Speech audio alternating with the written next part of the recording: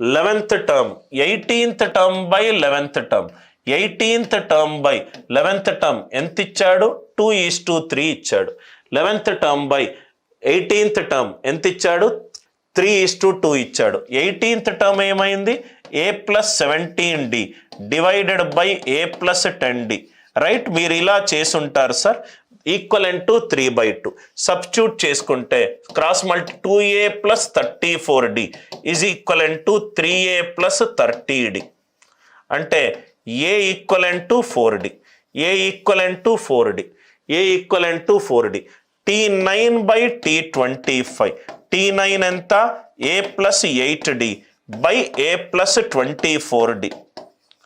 a+24d 8 + 4 12 right 24 ఇది 28/12 అంటే 3/7 అంటే 3/7 t9/t25 క్వశ్చన్ ఏం అడిగాడు t25/t9 ఆన్సర్ ఎంత రైట్ 7:3 ఆన్సర్ ఎంత 7:3 ఆన్సర్ ఎంత 7:3 క్వశ్చన్ చూడంగానే ఒకసారి ఆలోచించండి సార్ మీరు కామన్ సెన్స్ తోటి ఆలోచిస్తే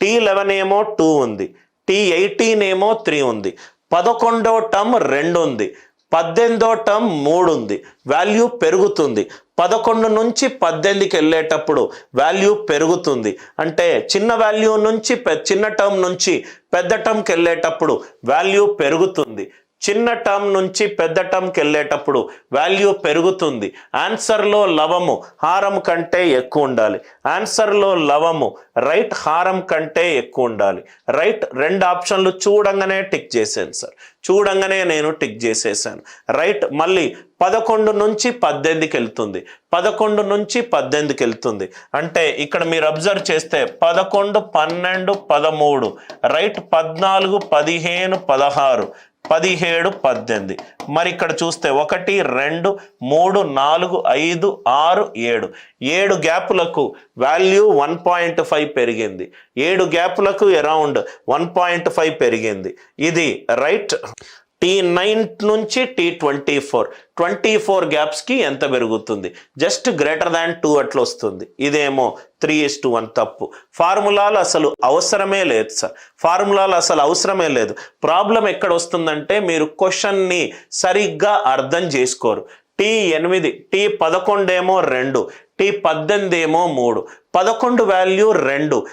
అంక శ్రేణిలో డిఫరెన్స్ ఎప్పుడూ కాన్స్టెంట్గా ఉంటుంది అంటే నేను 11 నుంచి 18కి వెళ్తే వాల్యూ 2 నుంచి 3 అయింది అంటే వాల్యూ పెరుగుతుంది చిన్న టర్మ్ నుంచి పెద్ద టర్మ్కి వెళ్ళేటప్పుడు వాల్యూ పెరుగుతుంది చిన్న టర్మ్ నుంచి పెద్ద టర్మ్ చిన్న టర్మ్ నుంచి పెద్ద టర్మ్కి వెళ్ళేటప్పుడు వాల్యూ పెరుగుతుంది లవం వాల్యూ హారము కంటే ఎక్కువ ఉండాలి లవం వాల్యూ హారం కంటే ఎక్కువ ఉండాలి 1:3 లవము హారం కంటే చిన్నది లవము హారం కంటే చిన్నది ఈ రెండిట్లో ఎంత ఇది అప్రాక్సిమేట్ వేసుకొని చూడండి రైట్ 6 గ్యాపులకు ఇదేమో నాకు 11 వచ్చింది సారీ ఇదేమో 2 వచ్చింది